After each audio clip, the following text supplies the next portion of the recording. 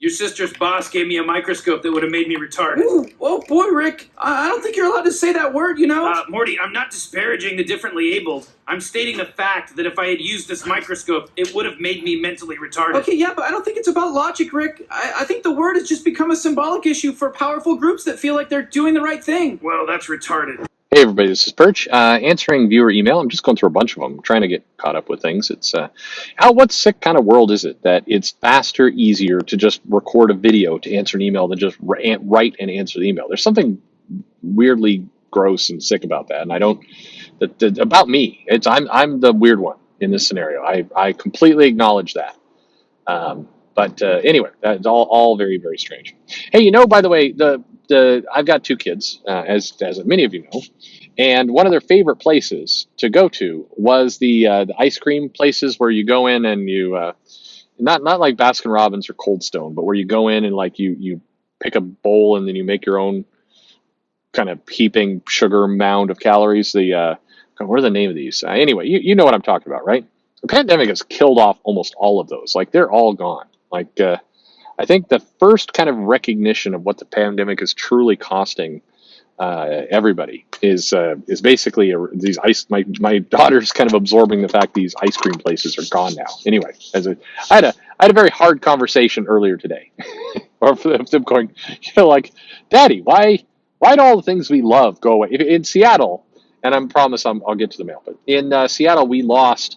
The American Girl store, which was a favorite of one of my daughters. We lost the Rainforest Cafe, which was absolutely terrible food, and I silently cheered inside when that thing went away. But again, favorite of my daughters. So like all their things they've loved have just been slowly and systematically eliminated by Joe Biden.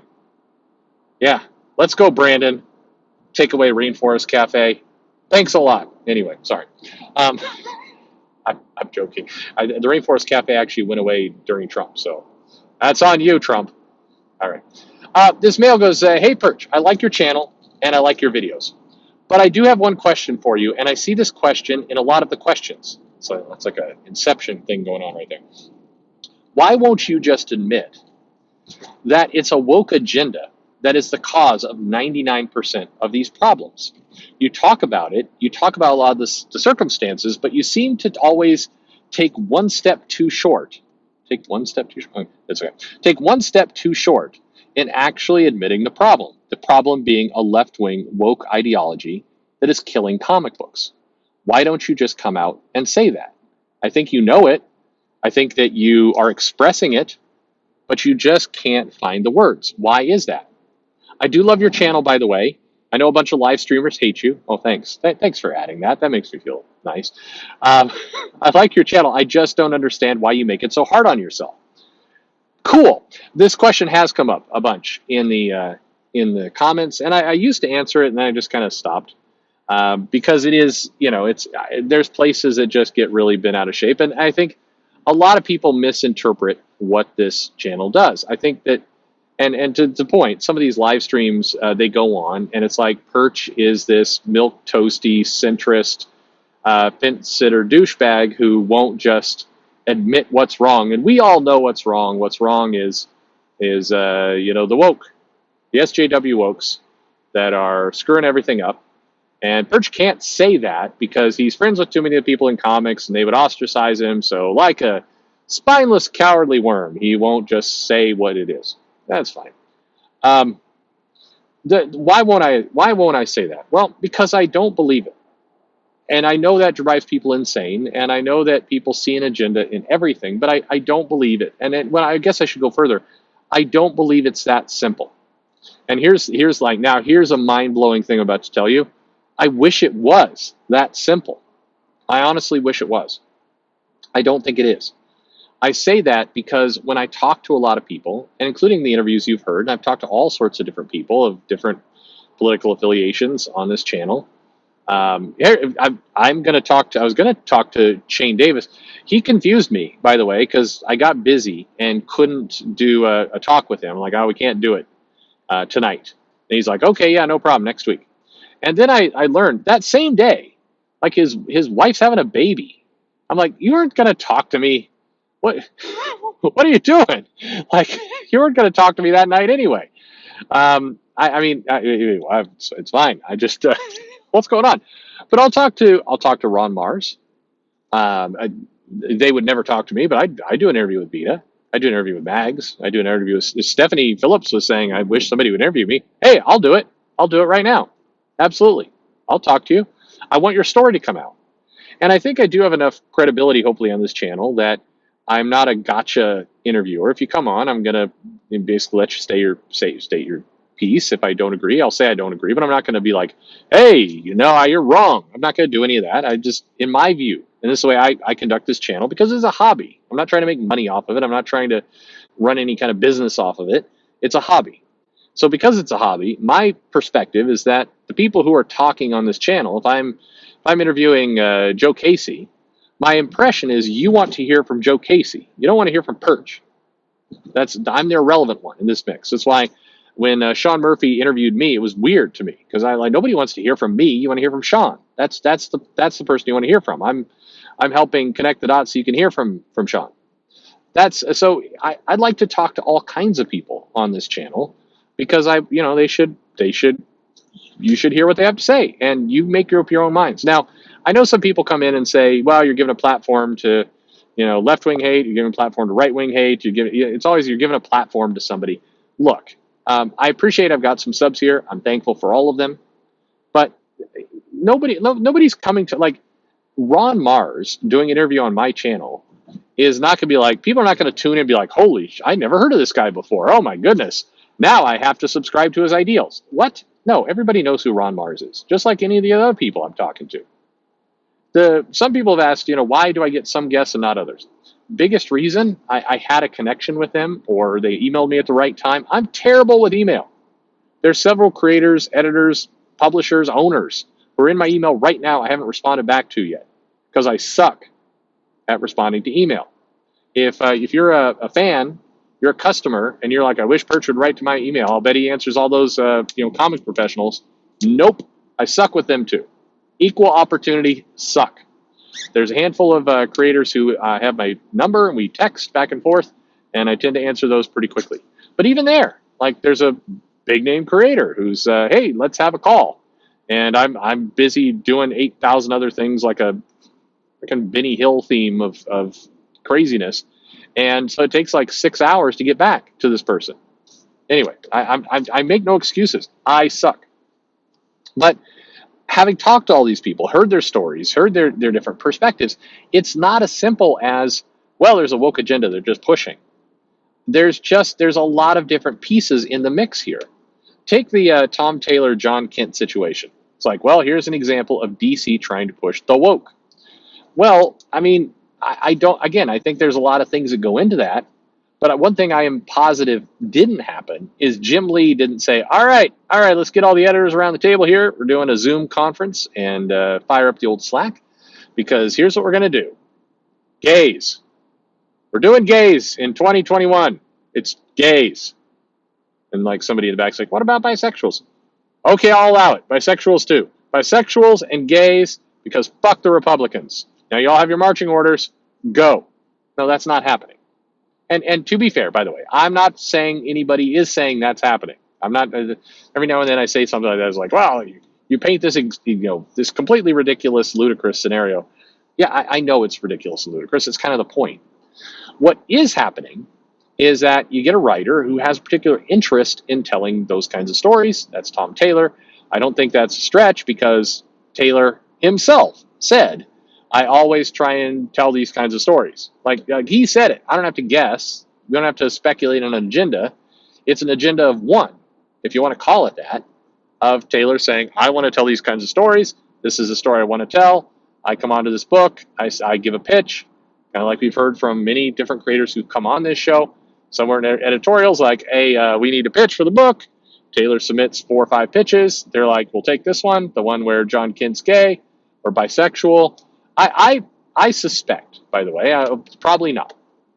For a lot of reasons, probably not. But if Taylor's pitch was, well, we have Superboy's going to try and step out of the shadow of his father. We don't really know his sexual preferences, but let's go ahead and we're going to have him be bisexual. He's going to fall for this young boy who's got kind of phasing powers. And basically, what we're going to reveal in 10 issues or so is that the kid, this kid he's fallen for. I was going to say Takamura. Anyway, this kid that he's falling for is going to turn out to be his Lex Luthor. He's manipulating John Kent. He's going to be his arch nemesis, and it's going to sting really bad because unlike Superman and Lex Luthor, where they just had a rivalry built up, in this case, John Kent will have had his heart broken by his and that's my 12 issue pitch. I somewhat suspect that's what we're getting, but who knows? That would mean that we're going to have the bisexual character turn evil, and I think there's a lot of people on Twitter who will pee themselves with rage over that. So maybe not.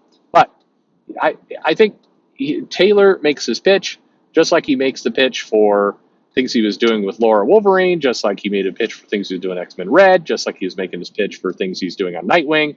He is interested in social topics. This is his thing he wants to do. This is how he believes he's going to get attention. This is how he believes he's going to stand out. It's maybe even how he believes he's going to protect his spot in comics. That's his agenda. Now the editors are looking at this going, well, Taylor is a big name, and he's somebody that sells some books, and we should probably do what he wants. And hey, I can see how this will get us a news headline. The most important thing in the world is to get a USA Today headline. There's nothing more important than that. So yeah, this is a great idea. Out it goes, and this is how you get the comic you get.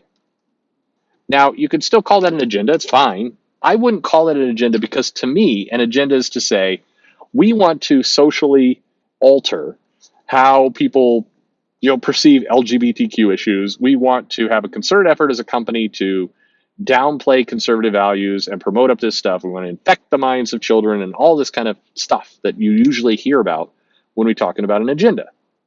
And I think that maybe in some people's heads, who knows, maybe Taylor's sitting down there in Australia going, aha, this is how I turn all the kids gay. I doubt it, but who knows? Actually, no, he's not. That's absurd. No. I can say that much, but who knows? Maybe it's like, hey, I have a dream that all the comic book characters are gay. I don't know. I do think that there's editors, because I've heard them directly say, what would be funny for me in this job I'm being paid, sub $40,000 a year for, is to have basically the fanfic that I used to think about when I worked at the comic store over there in the Bronx. That fanfic that I used to think about would make it into the store or into the actual comics. And this fanfic tends to be overly kind of socially conscious, overly LGBTQ centric, because that's what a lot of these people who are on the lower end of society in terms of the money they're making, living in a metropolitan area, that tends to be a lot of the fanfic and the ideas that they come up with. And none of these people are making money directly off any of these comics. They work for a big corporation where their comic sells 20,000, 50,000, 100,000, are getting the same lousy paycheck either way. So they're going to do what they know. And that's what you get. I think that's what's going on. To me, if there's an agenda, there's a big negative to comics. It's like malpractice. It's that people are not paying attention when they should. It's that there should be more awareness. There should be more care on a large number of things. To me, the bigger indictment of somebody is asleep at the wheel is the fact that you have major characters, Tim Drake, Robin, John Kent. You decide to roll both of them bisexual within a month. That's dumb. Like, why? Who was talking to who? I don't believe, and this maybe gets to the crux of the question and why I don't sign on to the big woke agenda. Because if it was, it's definitely being perpetrated by morons. Because why would you stealth come out, have Tim Drake stealth come out in a backup story in Batman Urban Legends and not even mention it in your press release on coming out day, but you're going to then throw John Kent into the mix, spoil the comic that's coming out a month later. Like, I understand Superman's a bigger name than Robin, but not by much. The world knows Robin. Now, maybe people didn't want people thinking too hard about the fact that Robin used to, hang out with Bruce Wayne in the Batcave, and maybe that was part of but I don't think so there either. Again, I think that it's hard for me to use the word agenda when what we're seeing, the results of it, the tactics, the outcome, is so damn stupid. That's my point of view. You can argue with it. You can continue to call me Finstead or Milquetoast idiot, whatever you want to do, but that's where I'm coming from. I think that there is not a concerted agenda. I think you've got a lot of random moving parts by a number of people who do not communicate, don't work in sync with one another, and in many cases don't even have a clear view of what success does or does not look like. An alarming number of editors, creators, others have no idea the sales on their books. And they will go to places like Comic-Con and just completely misread the numbers. Every now and then people tweet, whenever you see a creator or somebody who's wanting to own the comic critics post that Comic-Con, look, comics are higher than they've ever been in 2020. That person typically has no idea what they're posting. They do not understand the context of those numbers. They don't understand what goes into it. And they're doing it as a way to kind of own the haters. The problem is, they don't own the haters. It's a dumb thing. There's no point. There's no trophy for owning the haters in the first place. There's no point to it. If you have somebody you think is stupid who's hating on comics for no good reason, don't engage at all. Posting up a chart to go, ha ha, dumbass. You're the one who looks dumb in that scenario. Dumb for taking the time, dumb for using a chart you don't understand. That's my point of view of it anyway. Most people don't even know what's going on with the numbers. So once again, it's hard for me to say, not hard. I can't and won't say there's a concerted SJW woke agenda here, because you just got a bunch of people doing random shit all the time. And I will sign up. Sign me up for in 100% agreement for the video or the thing that comes out to say comic books has no clear planning, underqualified people doing jobs that they shouldn't be doing, resources who are strapped way too thin. Absolutely. I will sign up to all those things. Bad decisions made in comics by people who should care more but don't. I'll sign up for that as well. There are a lot of people in comics who don't really want to be part of the political debate, aren't any agenda, and they are not making a lot of money, but they're doing it because they love comics. Now, maybe this person who loves comics is a big Biden supporter. Maybe that person hates Trump. Maybe.